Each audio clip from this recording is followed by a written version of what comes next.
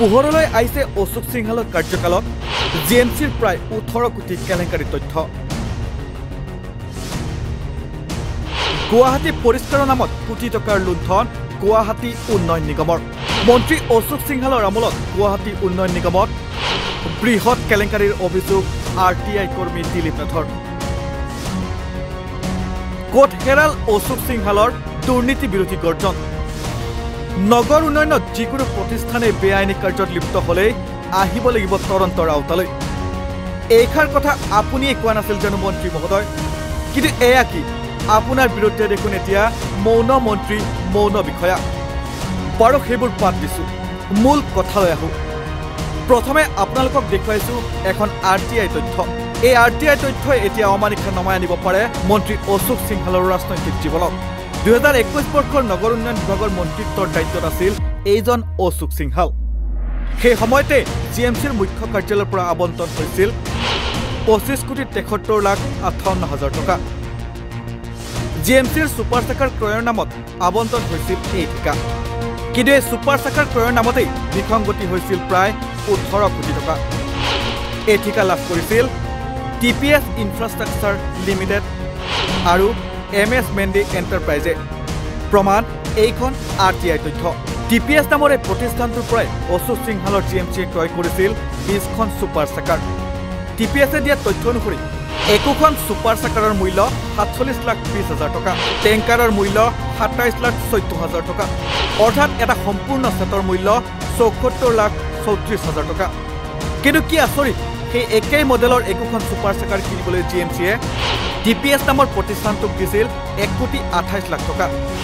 এগুণ দুগুণ নহয়, প্ৰায় 3 গুণ অধিক দামত ক্ৰয় কৰা হৈছিল ছুপাৰ চাকাৰ। শুনি আচৰিত যেন লগা নাইনে? যিখন ছুপাৰ চাকাৰ আপুনি মই ক্ৰয় কৰিলে 47,20,000 টকা ব্যয় কৰিব লাগে, সেই একেই ছুপাৰ চাকাৰ জিএমচি বা চৰকাৰে ক্ৰয় কৰোঁতে ব্যয় কৰিব লগা হ'ল 1,28,00,000 টকা। অৰ্থাৎ আপুনি মই ক্ৰয় কৰা সেই একেই ছুপাৰ চাকাৰ চৰকাৰে কিনিলে একোখন গাড়ীত বাঢ়ি যায় প্ৰায় 81 লাখ টকা। তাতে এটা দুটা নহয়, 20খন ছুপাৰ চাকাৰ ক্ৰয় কৰাত প্ৰায় 18 কোটি টকা অতিৰিক্ত ব্যয় জিএমচিৰ।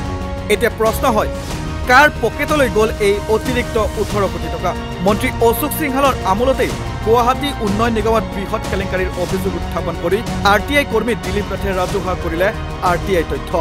গুৱাহাটী নলা নৰ্দমা চাফা কৰিবৰ কাৰণে 2021 বৰ্ষত প্ৰাক্তন মন্ত্ৰী জিএমচিৰ প্ৰাক্তন মন্ত্ৰী মাননীয় অশোক সিংহল ডাঙৰীয়াৰ কাৰ্যকালত 2021 বৰ্ষত 20খন ছুপাৰ চাকাৰ গাড়ী ক্ৰয় কৰিছিল। এই 20খন গাড়ীত 10টা ছিট, এটা ছেটত 2খনকৈ গাড়ী থাকে। এই 20খন গাড়ীৰ মূল্য তেওঁলোকে দেখুৱাইছিলে 25,73,58,000 টকা। যিটো কোম্পানীৰ পৰা এই গাড়ীকেইখন ক্ৰয় কৰিছিল, TPS বুলি এটা কোম্পানী আছিল দিল্লীৰ, এই কোম্পানীটোৰ লগত মই যোগাযোগ কৰিলোঁ। জিএমচিয়ে কিনা যিবোৰ মডেল, অৰ্থাৎ টাটা 1512 আৰু টাটা 1918, যি মডেলৰ গাড়ী, কেপাচিটি, ইঞ্জিন হৰ্চ পাৱাৰ একেই, টেংকি পাৱাৰ একেই, এই গোটেই ঘটনাটোক লৈ পেলাই মই যিহেতু জিএমচিয়ে অতিৰিক্ত মূল্যত গাড়ী ক্ৰয় কৰিছে বুলি সন্দেহ হৈছিলে, তেতিয়া মই TPSৰ পৰা মই নিজে কোটেশ্যন বিচাৰিলোঁ।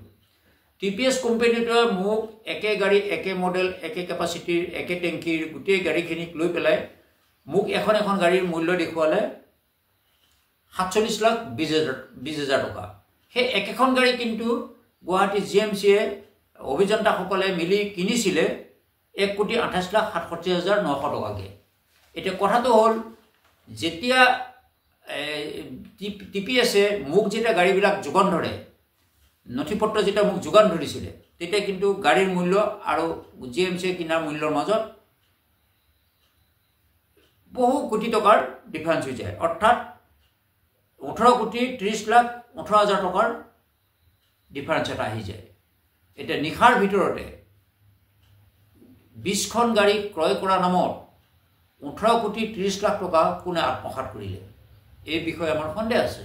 যিহেতু মই কিনিলে একেটা কোম্পানীৰ গাড়ীখন যদি মোক 47 লাখ টকাত দিয়ে, জিএমচিয়ে কিনোতে একে গাড়ী, একে মডেল, একে বস্তু, তেতিয়াহ'লে তেওঁলোকক কিয় 1,57,35,800 টকা লৈছিলে?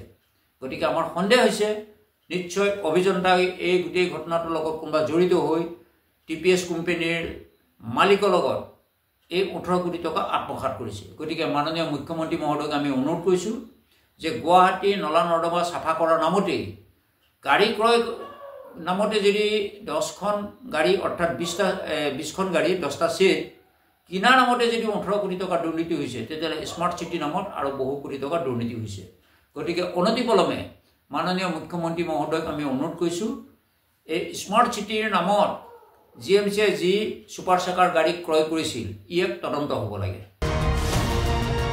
যিখন বিজেপি তথা মুখ্যমন্ত্ৰী হিমন্ত বিশ্ব শৰ্মাৰ চৰকাৰে দুৰ্নীতি প্ৰতিৰোধ কৰাৰ কথা কৈ সবাই ডাঙৰ ভাষণ মাৰে সেই বিজেপি চৰকাৰৰ মন্ত্ৰীৰ আমোলতেই এতিয়া কোটি কোটি টকাৰ কেলেংকাৰী পোহৰলৈ অহা কাৰ্য সৰিয়হৰ দুলতে ভোট ওলোৱাৰ লেখীয়াৰ দৰে হৈছে এই 18 কোটি টকাৰ হিচাপ কোনে দিব মুখ্যমন্ত্ৰী মহোদয় news desk report north east নাও